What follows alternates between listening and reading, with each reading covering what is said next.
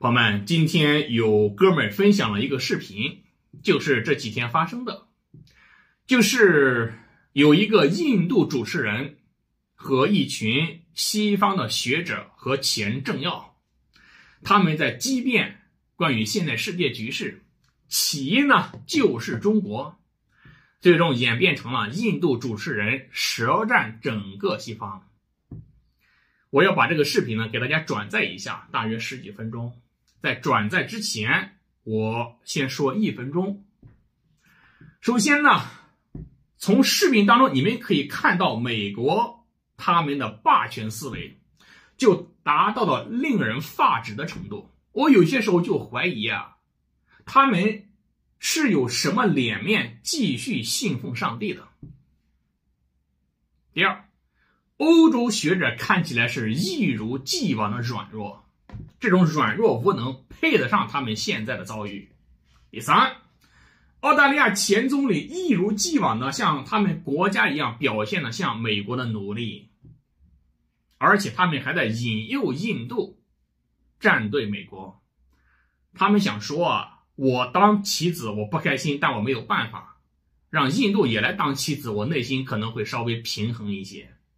最后，印度女主持人呢表现的比较睿智，但是她也并非完全为中国发声，因为印度也是西方长期打击和嘲笑的对象。印度现在之所以没有中国的遭遇，是因为印度还不够强大，没有对西方形成威胁。所以说对他我们要看得十分清楚，接下来大家就准备瓜子好好欣赏。 We are witnessing Western opportunism in its truest form. As long as free trade worked for all of you, you said free trade globalization. Now that Asian countries, now that the global south is catching up, you say this is not fair, there are too many tariffs and so on. Is this what it's all about? Well, I think it's actually China's at a trade war with us, not us with China. So thanks for the invitation as a European, but shale gas is not very cheap, so certainly not from the US. Carla Sands, the first Trump administration also triggered a trade war with China, and that shaved billions from the global economy, and the likes of Bloomberg and economists declared it a failure. What makes you so confident that this time it will be different? Well, I think it's actually China's at a trade war with us, not us with China. So, China's decoupling. China has their 100-year marathon that ends in 2049. And China wrote their paper, Made in China 2025. Well, here we are in 2025, and they've pretty much fulfilled most of their goals of the technology, the high-level manufacturing, the internal consumption, and then the export to the rest of the world. But I look at what China's threatened against the West and the U.S. specifically, like the pharmaceutical precursors that they provide to most of the world, like although India is doing some of those, like the rare earth minerals that they mostly control around the world, which we all need for our cell phones and our defense equipment.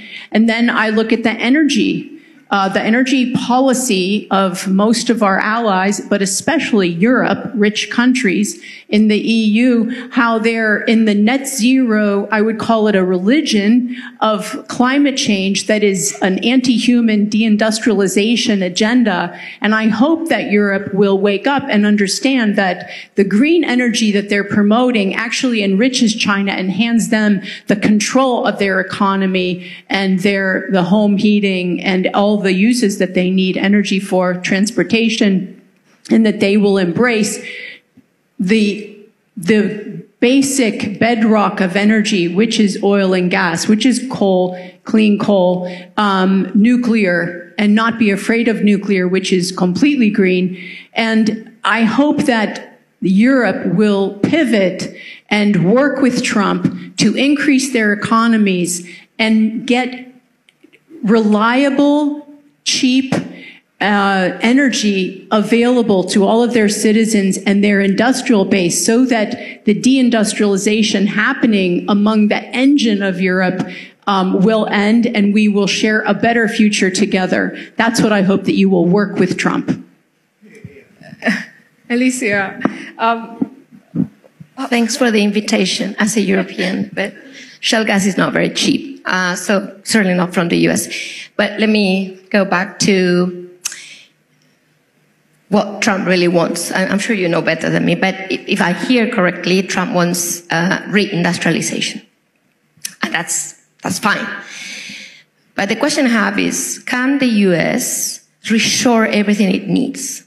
I hope the answer is no. I hope, because, if it were yes, I don't think American consumers would be happy about what it means to reshore everything back to the US. So the question is, let's call it supplementary supply chains. Yeah, supplementary. We don't need to really, make China disappear, I hope. Yeah, it's there. And, there's a lot of countries trading with China. So imagine we want to create a supplementary supply chain, just in case supply chain, just in case something happens and we can't trade with China, just in case China retaliates, just in case we create a supplementary supply chain. China does retaliate. There's no just in case about this. Okay. I've been here with you. China boycotted $20 billion worth of Australian exports despite a free trade deal that I negotiated with China because it wanted to punish us for the temerity of calling for a full, transparent international investigation into the virus. So they did the same thing to Norway. China tried to corner the rare earths market, and then Japan, to its great credit, helped to keep the one Australian competitor to China in rare earths. Japan helped to keep that going a decade ago after China had banned Japan from getting any rare earths. Tony, so I've been here, same panel with you 2 years ago, and I was making those arguments. So you don't need to convince me. I agree. But that's actually not the point now. The point is that we need a supplementary supply chain, that we're heavily dependent on China, and that the way to do it is not to fight each other as we are doing now. This is the point. We're not fighting with anybody. Let me let me get in Jane Hall-Lute here. I'm no fan of China, but let me ask you this. Would it be fair to say that we are witnessing Western opportunism in its truest form? As long as free trade worked for all of you, you said free trade globalization. Now that Asian countries, now that the global South is catching up, you say this is not fair, there are too many tariffs and so on. Is this what it's all about? Okay, and I thought I was just going to alienate everybody on this panel, but I may alienate everyone in this room. A, there's no such thing as clean coal. B, I'm still reacting. I guess I'm trying to process Elisa's comment that, the rest of the world, wishes it had USA's problems. The United States wishes the rest of the world would share its burdens that it's been carrying for the past decades. And so the point is, I think, is this just us awakening to the fact that people are catching up, that global economies, powerful economies, important economies, vital economies like the economy of India are making the kind of progress that they had? Do you think we resent that? That was the whole point. It was the whole point. The United States wants capable partners around the world, not client states, okay, not dependencies. We want capable partners. And that includes partners in the global South. And so, no, I don't just think this is all about, keeping people down. This is really about lifting people up. Look, the United States has an interest in 4 things at this moment in its history. It has an interest in a safe and secure homeland. We all do, wherever we live. It has an interest in a dynamic economic engine that can generate new wealth. That's a high bar. By the way, we are doing better than anybody else. We're doing pretty well, but we know we could be doing so much better, and there are parts of our economy that are not. The third thing we need are strong friends and allies who are willing to be capable partners to the United States. And the fourth thing we need is predictable relations with others. Who is an ally of the U.S. today? But it's a technical term. There are a lot, and there are many in this room. And so you may not like what the United States is doing right now. Does that mean you're not our allies? That's not a question for us. No. If the US is going to be imposing tariffs on everyone, if you're going to question what NATO is doing and whether NATO should be paying its bills, there are conversations that leaders have in closed rooms, and then there are conversations which also sound like threats. So I want to understand, who is a US ally in this day and age? So, I mean, I think I answered the question, and if you're asking about NATO, it was my husband who was the ambassador to NATO, so you've got the wrong loot. Okay, let me ask you this, Tony Abbott. Where does this leave multilateral organizations like, for instance, the World Trade Organization? What does the WTO do now? Now that countries are imposing tariffs and then some other countries are going to the WTO complaining about those tariffs, do they have any relevance, or are they going to fade into oblivion? Well, there's no doubt that considered in isolation, free trade adds to wealth. But that's not all it does. It changes the pecking order, and it can cause a whole lot of difficult and painful adjustments for different sections of different countries.